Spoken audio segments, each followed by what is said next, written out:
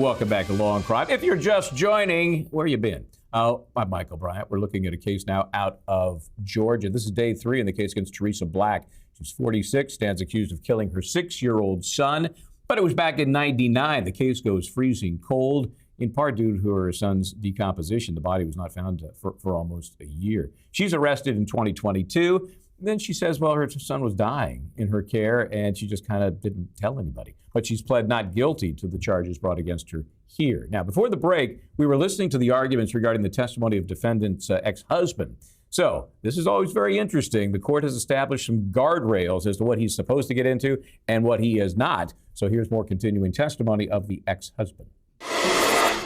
Mr. Black, when you all first got married, what was the relationship like with you, Teresa, and your daughter? It was wonderful. And then at some point, that was in North Carolina, you all moved to Alaska, right? Yes, ma'am. Did the topic of William come up again in Alaska? For sure. At some point, can you tell the jury what Teresa told you about William? William was supposed to be staying with relatives in Atlanta. And that's all I knew. He was all right. He was well. At some point or any time while you were in Alaska, did Teresa ever allow you to talk to William on the phone? That's the strange thing. I was supposed to have talked to him. Okay. And the person on the phone that you perceive to be as William, you spoke with that person on the phone? Yeah. No, but hold on. You spoke to someone that you believed was William? I asked my ex-wife to call our son. I wanted to speak to him. Okay. She made a phone call, and I spoke to some gentleman on the phone that was supposed to be him. Okay. And did the individual and or Teresa identify that individual on the phone as being William, Teresa's son? Yeah.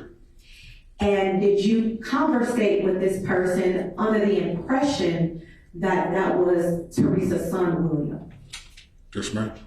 And during the conversation, can you tell me what you asked the person you believe to be little William?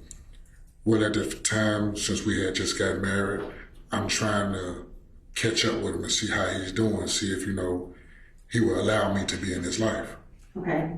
We supposedly had talk, and the talk was a good conversation, but it doesn't mean nothing to me now because it wasn't him. All right. And at some point in time,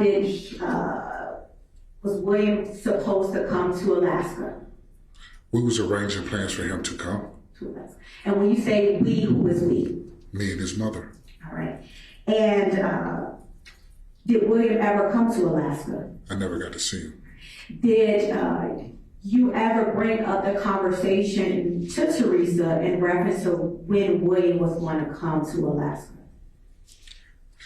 No, it actually kept getting pushed off. All right.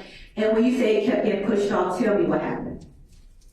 I mean, she didn't want to talk about it. She was like, he'll come when he want to. All right. So at some point, was it relayed that he wasn't ready to come to Alaska, but planned on coming?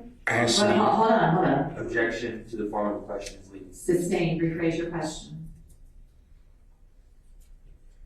Okay. At some point, was there ever, did you ever speak to William again after the initial conversation? The alleged person to be William? No, ma'am. All right. No, So all the information was being relayed by another person as to what William was saying? Judge, objection as to the form of the question, please. I didn't say who the person was, Your Honor, so I don't know how to read it. The question was, so all the information was being relayed by another person as to William. All right. Rephrase the question. Who was the person relaying the information to you in reference to William thoughts on coming to Alaska? It was supposed to have been William I was talking to. Right. Who was telling you the information, relaying information to you about when he was going to come to Alaska after the initial conversation you had with William? My ex-wife. All right. And who was your ex-wife, just to be clear? Teresa Bailey.